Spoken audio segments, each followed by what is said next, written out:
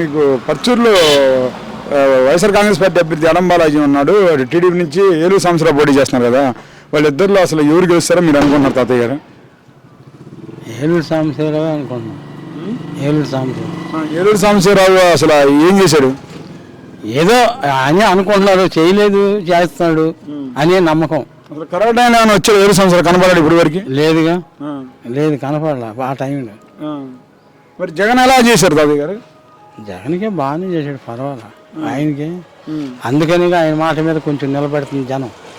ఆయన చేశాడనే ఆలోచనతో కొన్ని పథకాలు పెట్టాడు కాబట్టి. అంతకుముందు కాంగ్రెస్లో ఎప్పుడు పెట్టినోడు లేడు. ఈయన వచ్చిన తర్వాత అయ్యని పెడుతున్నాడు. ఇక ఆయన మీద ఒక నమ్మకం అనేది మనిషికి ఏర్పడింది, అది లెక్క. నీకేమైనా వచ్చినాయి కదా అసలు జగన్ వచ్చినాక? నీకేమైనా వచ్చినాయా?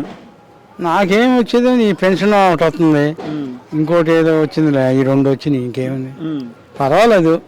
అది అంతకుముందు పెన్షన్ రాలేదుగా, వచ్చిన కానీ వస్తాయి, పర్వాలేదు. మరి ఇప్పుడు జగన్ అంటున్నాడు, అదే నేను ఇంకొక 500 కలిపి 3,500 ఇస్తాను పెన్షన్, అందుకంటే ఇవ్వలేను అంటున్నాడు. చంద్రబాబు నాయుడు నేను 4,000 ఇస్తాను అంటున్నాడు. ఆయన 5,000 ఇచ్చినా ఆయన గెలిస్తేనే, ఒకవేళ గెలిస్తేనేగా, గెలవాలిగా. గెలవడనే నమ్మకం కాదు, నమ్మండి గెలిపించండి మీ 4,000 ఇస్తా అంటున్నాడు. అంటున్నాడు కరెక్టే, అది నమ్మకం తరుగు. మరి చంద్రబాబు నాయుడికి సపోర్ట్ గా బీజేపీ అని పవన్ కళ్యాణ్ 2 పార్టీలు. అసలు పవన్ కళ్యాణ్కి ఓటు కూడా పడదు. పవన్ కళ్యాణ్ ఆడన్నాడు, ఇప్పుడేదో ఒక పేరు అటు బయట పెట్టాడు కానీ.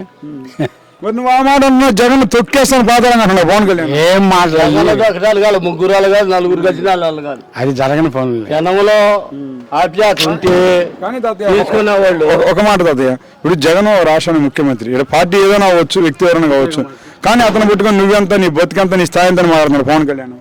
అవి మాట్లాడకూడదు, తప్పు. నువ్వెంత, నీ బతికెంత అంటే ఎవరికి ఉండదు వాళ్ళకు ఉండిద్ది, అది అనకూడదు.